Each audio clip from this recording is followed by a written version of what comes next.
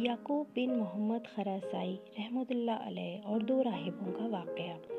याकूब बिन मोहम्मद खरासाई से मरवी है, फरमाते हैं कि मैं अपने शहर से सयाहत और तवक्कल के इरादे से चला और उसी हालत में बैतुल मुक़द्दस तक पहुंचा और दिया बनी इसराइल के गार में बहुत दिनों तक रहा, कुछ खाया न पिया, यहाँ तक कि मौत के करीब पहुंचा। इसी हालत में दो राहिबों को मैंने सैर करते देखा और बड़ा गंदा बाल और गर्द आलूद थे। मैं उनके पास गया और सलाम किया और पूछा कि तुम कहाँ जा रहे हो? उन्होंने कहा, हमें मालूम नहीं। मैंने पूछा कि क्या तुम जानते हो कि तुम कहाँ हो? कहा, हाँ, हम अल्लाह के मुल्क में उसके सामने हैं। मैं अपने नफ्स की तरफ मुतवज्जा हुआ और उसे मलामत करने लगा और कहा, ये दोनों राहिब बावजूद काफिर होने के तवक्कल पर कायम है और तू कायम नहीं रह होता। फिर उनसे कहा, तुम अपने साथ रहने की इजाज़त दे सकते हो? उन्होंने कहा, बेहतर होगा इंशाअल्लाह। चुनाचे हम तीनों चले। जब शाम हुई तो वो दोनों अपने माबूद की इबादत करने लगे और मैं अपने माबूद की जानिब मुतवज्जा होकर खड़ा हुआ और मगरिब की नमाज मैंने तयम्मुम से अदा की। वो मुझे मिट्टी से तयम्मुम करते देख कर मुस्कुराए। जब अपनी नमाज पढ़ चुके तो एक ने उनमें से अपने हाथ से ज़मीन खोदी तो मोती की तरह चमकता हुआ साफ पानी निकल आया। मैं मुतहय्यर रह गया और फिर देखा तो उसके दाएं तरफ खाना रखा हुआ था। उससे और तहज्जुब हुआ। उन्होंने मुझसे कहा, तुझे क्या हुआ जो हैरान है? आगे बढ़ और इसे खाकर जो हलाल रोज़ी है और ये ठंडा और मीठा पानी पी और अल्लाह जुल जलाल की इबादत कर। मैं आगे बढ़ा और सब ने मिलकर खाना खाया और पानी पिया। फिर नमाज के वास्ते मैंने वज़ू किया और नमाज कज़ा की और वो पानी ज़मीन में चला गया, गोया था ही नहीं।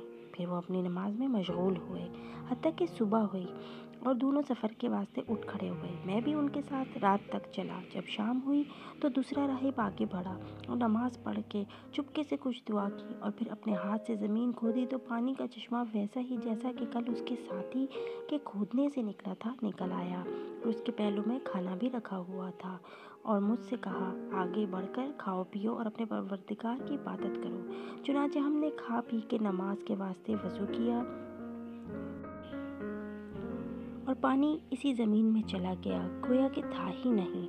जब तीसरी शब आई तो उन्होंने कहा कि ए मोहम्मदी, ये रात तेरी है और आज बारी तेरी है। फरमाते हैं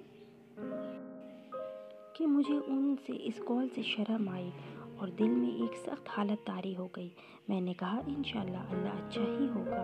फिर उनसे हटकर एक तरफ गया और 2 रकात नमाज पढ़ी और कहा, ए मेरे मौला, ए मेरे मालिक, तू जानता है कि मैं गुनाहगार बहुत हूँ, जिनकी वजह से तेरे नज़दीक मेरा रुतबा और जाह नहीं और ना मेरा मुँह इस काबिल है, लेकिन मैं इस वजी करीम बड़े मर्तबे वाले मोहम्मद अलैहि अफ़ज़ल सलातो व तस्लीम के इस वसीले से मांगता हूँ कि मुझे इन लोगों के सामने शर्मिंदा न किया जाए। जब मैं दुआ से फारिग हुआ तो मैंने देखा कि एक चश्मा जारी है और मेरे पहलू में खाना रखा है। मैंने उनसे कहा कि आगे बढ़कर अल्लाह के फजल से खाओ।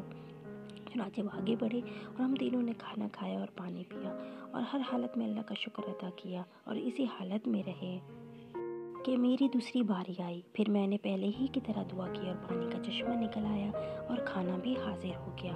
जब तीसरी बारी आई और मैंने उसी तरह दुआ की तो आदमियों का खाना और उन्हीं का पानी आया। मेरा दिल टूट गया। उन्होंने कहा, मोहम्मदी, ये हादसा तुम पर क्यों पैदा हुआ? क्या तुम अपने खाने पीने में नुकसान नहीं देखते हो? मैंने कहा, तुम्हें मालूम नहीं है कि ये अमर अल्लाह ही के इख्तियार में है और हम उसके हुक्म और इरादे के नीचे हैं और हमारा दीन ये चाहता है कि कभी तकलीफ़ हो, कभी राहत, कभी सख्ती हो, कभी आराम और कभी अता हो, कभी मना, ताकि हमारे सब्र की भी आजमाइश हो जाए। उन्होंने कहा, है मोहम्मदी, तुमने सच कहा, वो बड़ा रब है और इस्लाम अच्छा दीन है। अपना हाथ बढ़ाओ ताकि हम कलमा शहादत पढ़ें, अशहदु अल्ला इलाहा इल्लल्लाह व अशहदु अन्ना मुहम्मदन अब्दुहु व रसूलुहु, और दीन है इस्लाम में हक़ और उसके सिवा सब बातिल है। मैंने उनसे कहा, ए भाइयों, क्या तुम किसी शहर में चलोगे ताकि जुम्मा और जमात में शामिल हो सकें, क्योंकि जुम्मा हज मसाकीन है।